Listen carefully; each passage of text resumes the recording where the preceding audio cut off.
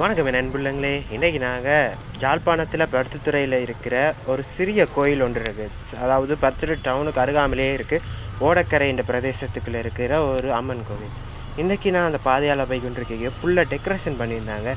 அப்படி என்னதான்டா இன்றைக்கி ஒரு திருவிழா அங்கே நடக்குது. ஸோ அங்கே தான் வந்திருக்கேன். மறக்காமல் இந்த சேனலை சப்ஸ்கிரைப் பண்ணுங்கள், லைக் பண்ணுங்கள், ஷேர் பண்ணுங்கள். வாங்க வீடியோக்குள்ளே போகலாம். பருத்தித்துறை நகரத்தில் ஏகப்பட்ட கோவில்கள் இருக்குது. சிவன் கோவில், அம்மன் கோவில், பிள்ளையார் கோவில்னு சொல்லிக்கிட்டே போகலாம். எண்ணிக்கையில் சுமார் ஒரு 15-16 கோவிலுக்கு மேலேயே இருக்கும்.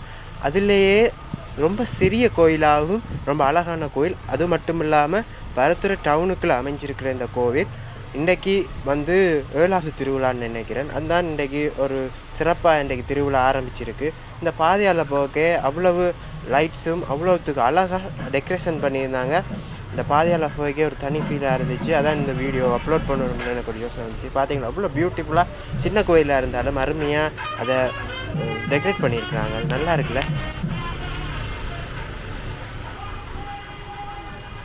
கொஞ்சம் கொஞ்சமாக இப்போ தான் மக்கள் கோயில் திருவிழாவை கண்டுகளிக்க வந்து கொண்டிருந்துச்சுன்னா நானும் சரி ஒரு சின்ன ஒரு அந்த இடத்துல பார்க் பண்ணிடலாது அவ்வளோத்துக்கு ஒரு சின்ன ஒழுங்க. ஸோ போய் வரவும் கஷ்டம். அதே நேரத்தில் அங்கே இந்த ரதம் பலிக்கிட போகுது. ஸோ அதனால் அதுக்குள்ள விட இல்லாதுட்டு இதுக்கு உணர்ந்து விட்டுட்டு இப்போ தான் போகிறேன். பார்த்தீங்கன்னா இதான் பருத்தித்துறை டவுன். பருத்தித்துறைன்ற முக்கியமான ஒரு மிகப்பெரிய இடம். இப்போ பார்த்தீங்கன்னா அதுக்கு அருகாமலே இது இருக்கிறது பார்க்கக்கூடியதாக இருக்கும். வியூவர்ஸ், மறக்காமல் இந்த சேனலை சப்ஸ்கிரைப் பண்ணுங்கள், லைக் பண்ணுங்கள், ஷேர் பண்ணுங்கள். அது மட்டும் இல்லாமல் இதை மாதிரி மேலும் நிறைய வீடியோஸ் நான் அப்லோட் பண்ணுவேன். பருத்தித்துறை இலங்கை சார்ந்து. அதனால் இந்த சேனலுக்கு சப்போர்ட் பண்ணுங்கள், உங்களால் முடிஞ்ச சப்போர்ட். ஸோ இதை ஷேர் பண்ணி உங்கள் ஃப்ரெண்ட்ஸுக்கெல்லாம் ஷேர் பண்ணுங்கள்.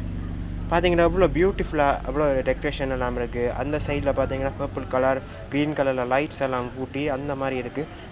கரகாட்ட நிகழ்வுலேருந்து வேறு நிறைய நிகழ்வுகள் எல்லாம் அரேஞ்ச் பண்ணியிருக்காங்க. அதே மாதிரி சவுக்கு மரத்தை பயன்படுத்தி டெக்கரேஷன் நிறைய விதவிதமாக டெக்கரேஷன்ஸ் எல்லாமே செட் பண்ணியிருக்காங்க. கிறிஸ்மஸுக்கு எப்படி டெக்கரேஷன் பண்ணுவாங்க அதே மாதிரி இந்த இடத்துலையும் டெக்கரேஷன் இருக்குது. பார்க்கவே எவ்வளோ அழகாக இருக்குல்ல. ஒவ்வொரு மனதை ஒருநிலைப்படுத்தி பொறுமையாக தெய்வத்துக்காண்டி மனமிறங்கி ஆறுதலாக அற்புதமாக அமைச்சிருக்கிறாங்க. இந்த இடத்த பார்க்கவே ஏதோ ஒரு சின்ன தெரு தான் இருந்தாலும் ஜெகஜோதியாக அவ்வளோ அழகாக இருக்குது. இது ஒரு சக்தி வாய்ந்த துர்க்கை அம்மன் ஆலயம். அநேகமான மக்கள் இங்கே வழிபடுறது மிகவும் பலமையாக நடக்கிற ஒரு விஷயம். பார்த்திங்கன்னா இந்த இடத்த சுற்றி இருக்க தெருக்கல்லேருந்து நிறைய மக்கள் இங்கே இந்த நேரத்தில் இந்த பூசையை கொண்டாடி கொண்டு இருக்கீங்கன்னா அவ்வளோ அழகான காட்சியாக இருக்குது. இவ்வளோ ரம்மியமாக இந்த இடத்த செட் பண்ணியிருக்கிறாங்க.